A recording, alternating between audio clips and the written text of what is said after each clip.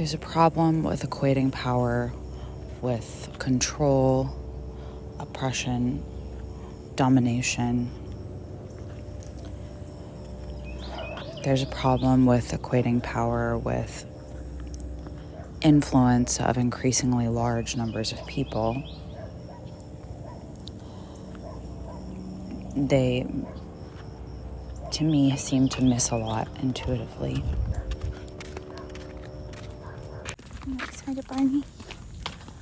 There's also a problem with the kind of docile, falsely serene idea of power that solves the first problem by just sticking to itself. Where it's kind of like, spiritual stuff can be like that sometimes, where it's like, well, I have everything I need within myself, and and it relies on maybe some like really valid things, like connecting with some sort of inner okayness or a sense of a perceived higher power or something. But then the idea that it doesn't go out from there, or that nothing external is needed, I think is really wrong also. I think both of those ideas of power are important and just make sense to us in ways that are really explainable. That I think maybe both have to do with change. Like, in the first one, I'm changing the external environment, and the quality of the change is almost a moot point.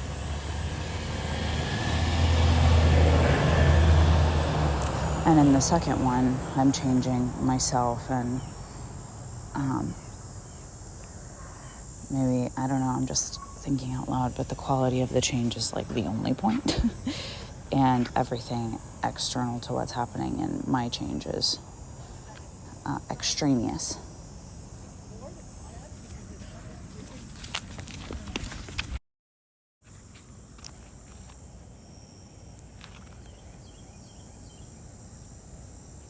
The way I'm thinking about it right now, power is about the relation between internal and external, and the production of this intense experience inside of a person, but that probably comes from some sort of outside information. Then we have this experience, and then we push it back out again. And I'll stop that part there, period. Oh my God. The next part of my thing that I'm thinking of is how representation keeps that from happening. How ways of thinking about art have to do with, I'm making a picture of this mimesis,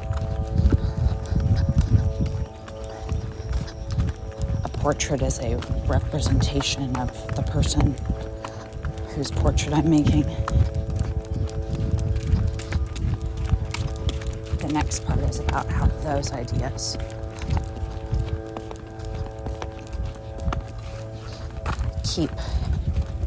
they prevent art from ever even having a chance at being powerful immediately by how they make people think.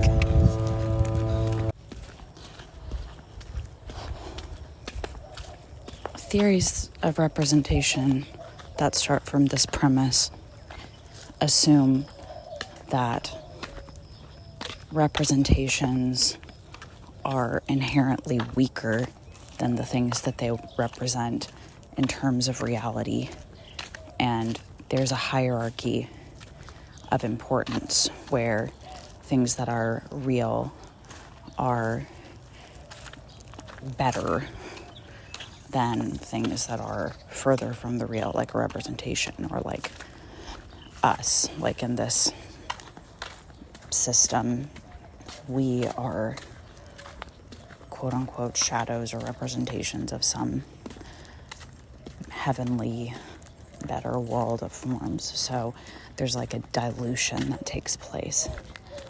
And it's, as far as I know, not related to any kind of theory of power that, like the one that I'm talking about, as far as like influence. And by influence, I mean just like the ability to cause a change on another external being or object or phenomenon. But I think they're related. So in this idea, art is weaker than reality. And not only is it weaker than reality, it's contained in a particular part of our reality. It's circumscribed to, I don't know exactly what to call it, but it's like an area where art's influences very deliberately limited. Like, if art is not as powerful as reality, and that's the premise, then that thought alone tells us that there's only so much it can do. Not to mention the way that we treat art and institutions, which I think are also based on that hierarchy of realness and valuing. I know I'm getting kind of scrambled here because I'm ad-libbing, but it's like the stuff that we value is so clearly represented in the way we treat art and institutions. It all has to do with containing and circumscribing the way that it functions.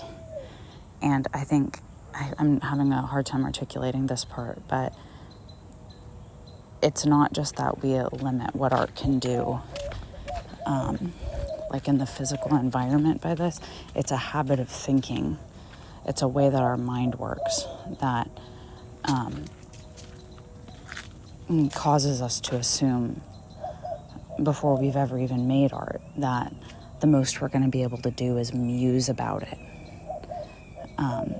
And maybe it's that circumstance, like that's as far as it'll ever go, is it's going to cause us to go, and that's it. And that's kind of how we treat art in our society, by putting it under the conditions we put it under, by making it under the conditions we make it under.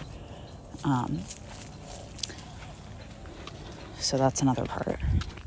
I am saying that I think theories of representation are still the primary way that we think about art, that we understand how it works and what it is.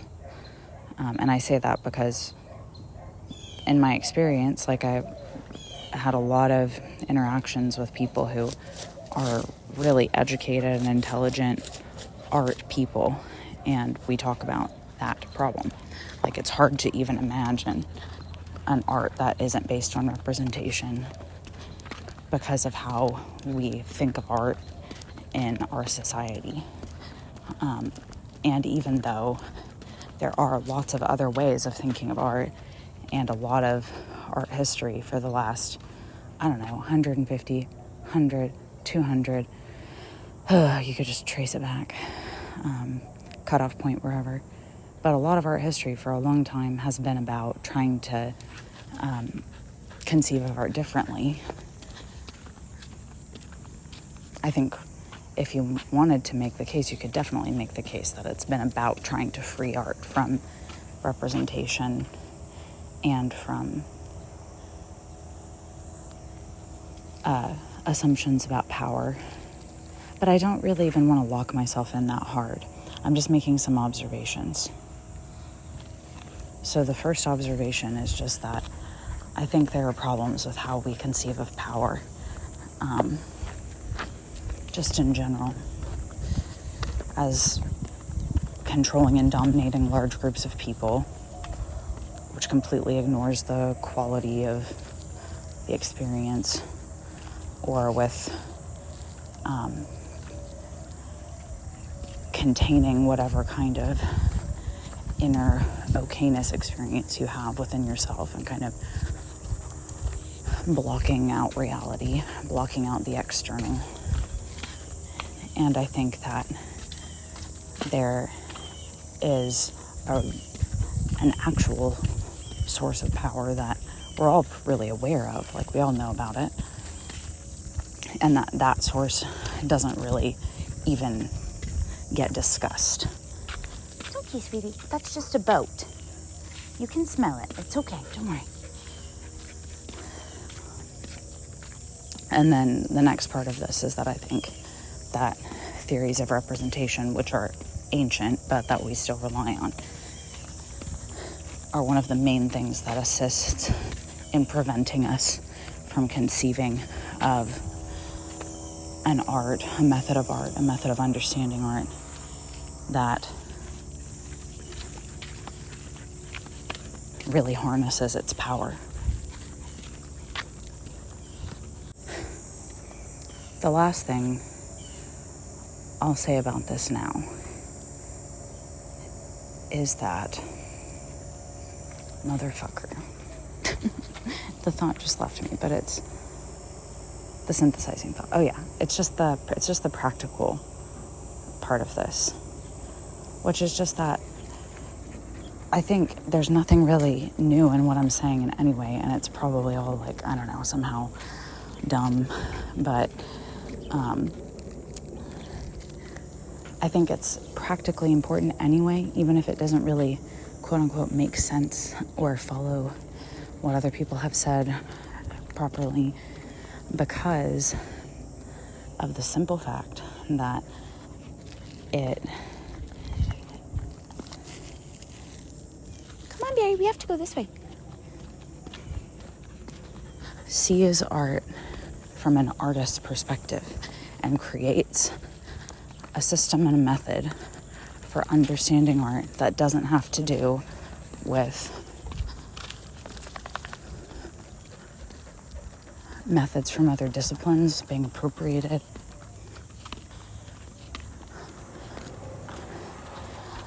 I think as things are, most of the ways that we understand art come from disciplines that are like traditionally more like scholarly and language based. I don't know, whatever. They're language oriented, which we have decided art isn't. Artists aren't. I've run into this over and over again as I've matured as an artist, this idea that like artists aren't good at articulating about what they do. And when we do articulate about what we do, we use the language and the tools of other disciplines like philosophy, critical theory, literary theory, art history. We talk about what we do in those terms, and that's part of the reason why representation is one of the most limiting problems about how we see art right now, because it's one of the most easy to understand. It's like, well, if I'm in my drawing class and we're making a picture of a still life and it's mimetic, then that's like a very accessible concept, and it's not intimidating physically. It's like, okay, well, we're just here in this thing and I'm just going to make this shitty picture of this still life in this classroom, and there's nothing to be afraid of. It's not going to influence me or change anything really drastically. But that thought alone reveals that, and the fear that just students feel in like a, like an introductory drawing class, it shows that there's something more going on, and even in that process than just playing around or creating a essentially meaningless shadow of some real tangible thing. like this random still life. I'm rambling a little bit again. Later interjection to note that I'm aware that I'm using mostly philosophy and the language of philosophy to get at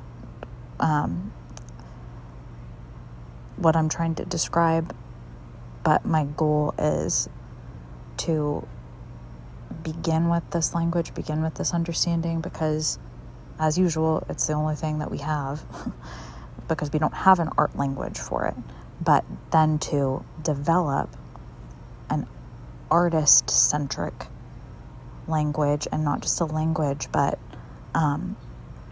visuals. I'm working on a set of visuals to accompany the description. So I have to use some sort of language to get into this. And because we have just decided that artists can't speak and can't write, at least in a way that we take super seriously, like in other disciplines, we don't really have that language. So I have to use somebody else's language. And for me, the best language to describe this stuff is philosophy. But the point is that I think that there's definitely a need for artists to just articulate about their own process. And we have our own way of understanding things, our own way of describing things, our own ideas of... Later interjection regarding the use of representation theory in the classroom as a way of deflating and making not intimidating the process of learning to draw or paint. So that is exactly what we do. When we talk about, we're teaching a still life, and we give a basic, even if we don't use that language, a basic definition of what we're doing as representational. And we don't have to give big, long philosophical or historical explanations of what's going on there, because those are just like built-in concepts and the way people see things. That if it's a representation, then we already know it's not that special. And we go through this process of reassuring students that I literally say this because I think it's like, it really helps people's minds. I tell people that I do talk about it in terms of the consequences. I tell the students that there are no consequences. There are no serious consequences to anything that happens in the art classroom. And it's actually a trick, because, of course, the representation isn't, in my mind, it's not just a representation. It's this dynamic interaction. And of course, there's a huge influence. The most important influence, the most powerful thing happens. It's not that there's nothing consequential happening. It's that the most consequential thing is happening, which is that there's a huge change taking place within the student. And if they're too aware of it, and if they're too aware of how important it is, then it'll be intimidating and they won't do it. But that is what I really think is going on. And there, the use of language of representation is only useful in that it's a way of distracting from the actual power of what's going on in the situation. So it reveals itself as functioning to take away power from the art process in that setting. And maybe as I develop this idea, I'll just increasingly use the art classroom as the setting that's described, instead of the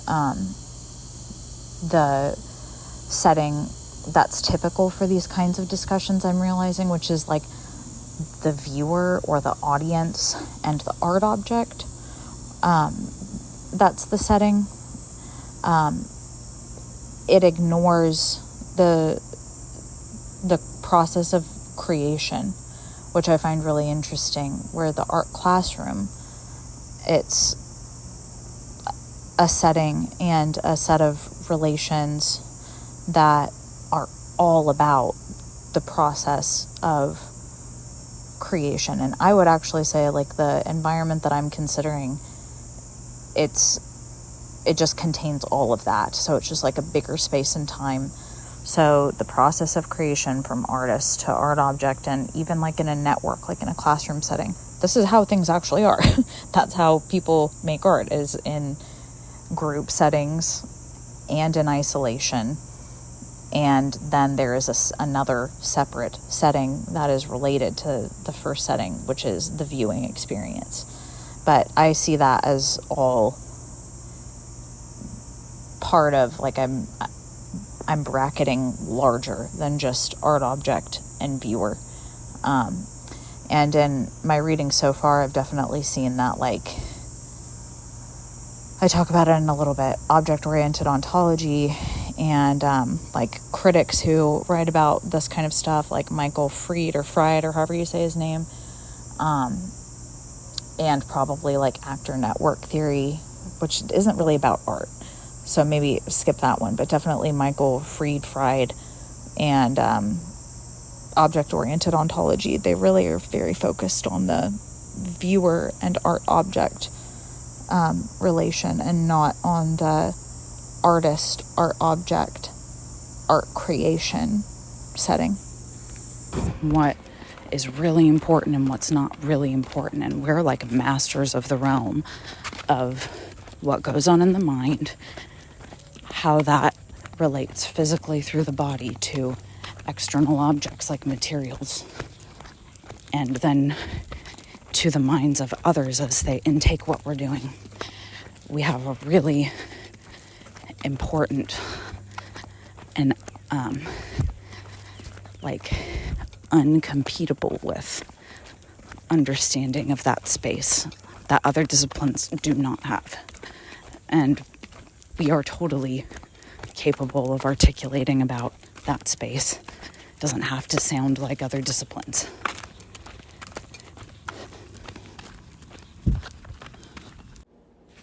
As I was thinking and articulating all of this, it occurred to me that there's a philosophy that I am aware of, but I don't know that much about, that I thought might have something to do maybe with what I'm saying, and it definitely does. I just Wikipedia'd it and read about it a little bit. That's object-oriented ontology.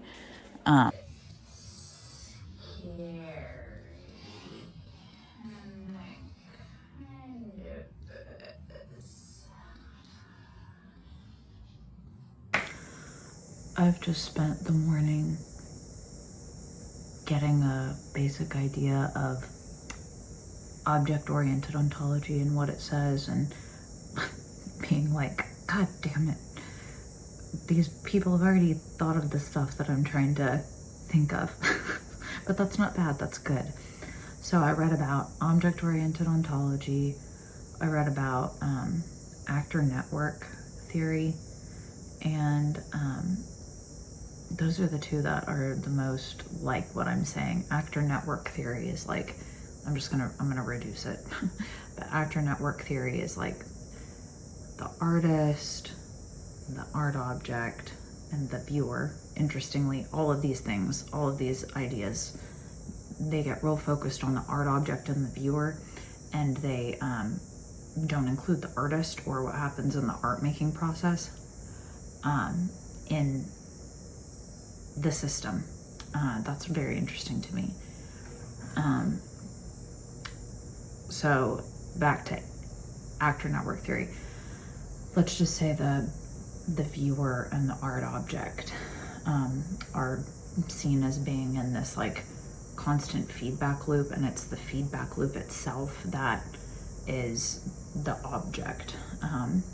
And that is related to what I'm saying, but I agree more with object-oriented ontology that would say that the art object and the viewer still retain their separation, and I would say that it's really important that they retain their separation, because it just doesn't really make sense to us that they lose their separation. Like, we understand the world and make sense of the world by things like the art object and the viewer being obviously different from each other, and having their own essential qualities.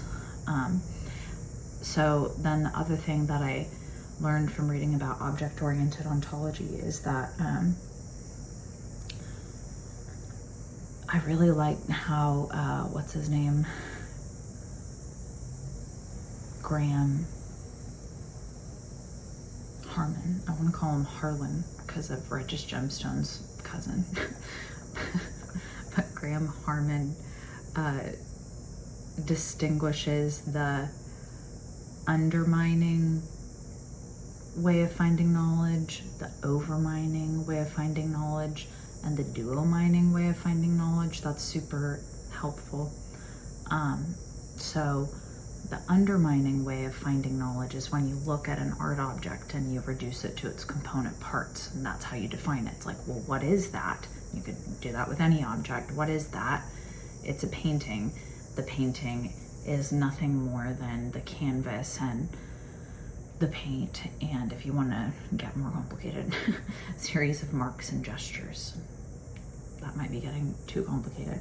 So that's reducing the painting to its component parts and trying to develop an understanding of the painting based on undermining its oneness by reducing it to its parts. We do that all the time when we talk about art. The other thing, the other term in this set of 3 terms is overmining. And overmining is what my idea is in danger of doing. So it was really helpful, like in danger of getting too focused on. It was really helpful to understand it in this like really intelligible, easy to understand term, overmining. That's where you define what an art object or any object is by asking what it does. So there's the painting. The painting, this is like the kind of thinking that I've been doing that I might be a little too obsessed with. The painting causes me to be deeply inspired, and then I go out and do, you know, maybe I do another painting, or maybe have a conversation, and there's all this like change going on in the world because of my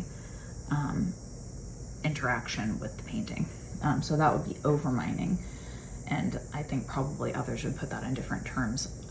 Like you could definitely make it into like a socio-political thing, like the painting, I think it's like way over determined. The painting caused all kinds of social movements or something like that.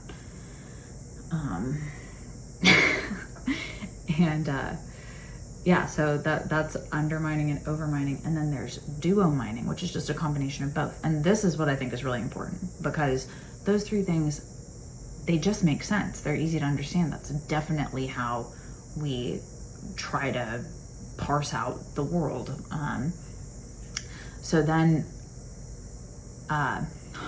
Graham Harman says we can't just throw out those ways of finding knowledge. They're so important to how we understand the world. We don't just throw them away.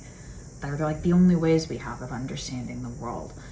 And he says, which is so important, that art, and he says art and philosophy, because of course we want the most interesting things to be associated with the thing that we do.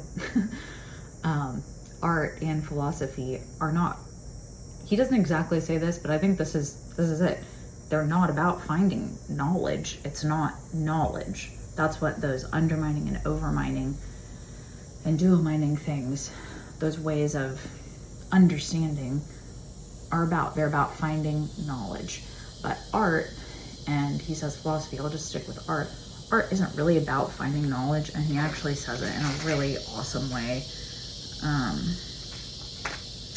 Let's see. Yeah, he says he hopes that his book, Art and Objects, will show the parallel existence of forms of cognition without knowledge, so parallel to the knowledge-finding ones, that somehow bring objects into focus, despite not reducing them in either of the 2 mining directions.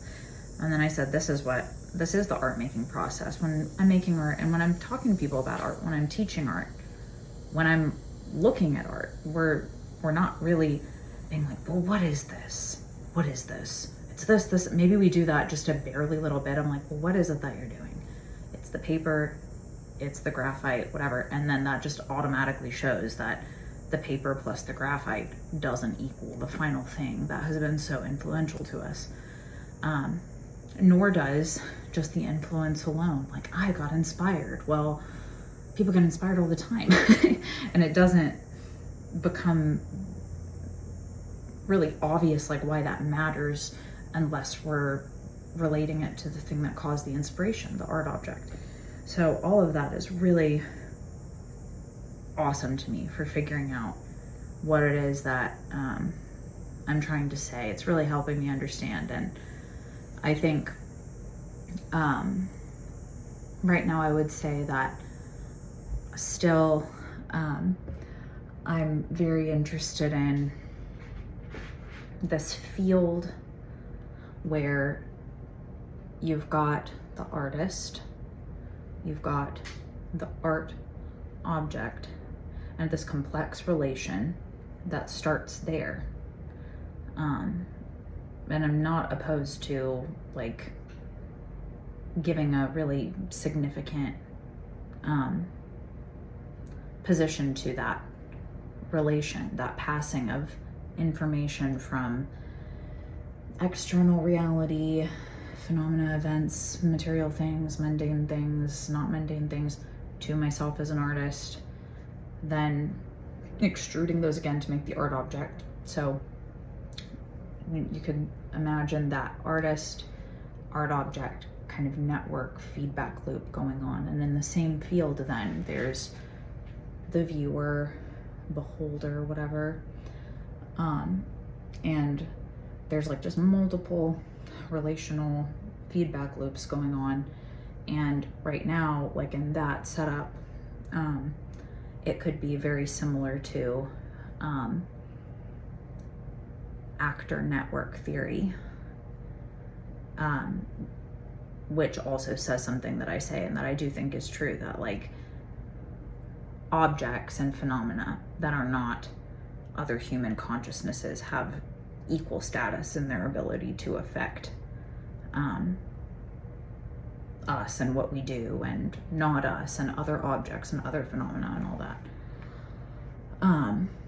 But I think what I'm thinking of is more similar to object-oriented ontology, is that I really do think that each individual entity or player or whatever, like artist, art object, phenomena, whether they're big phenomena like plane crash, or like a presidential assassination, or like a whatever, something big, earthquake, or a little phenomena like the cicadas outside, my tummy hurting,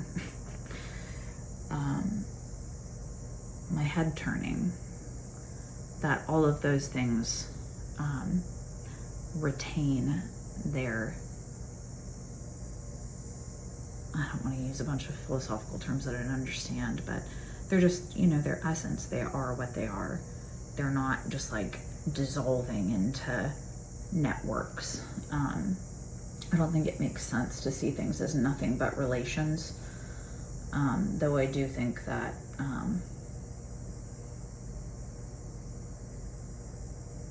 we can't understand how art becomes powerful in the world without understanding relations.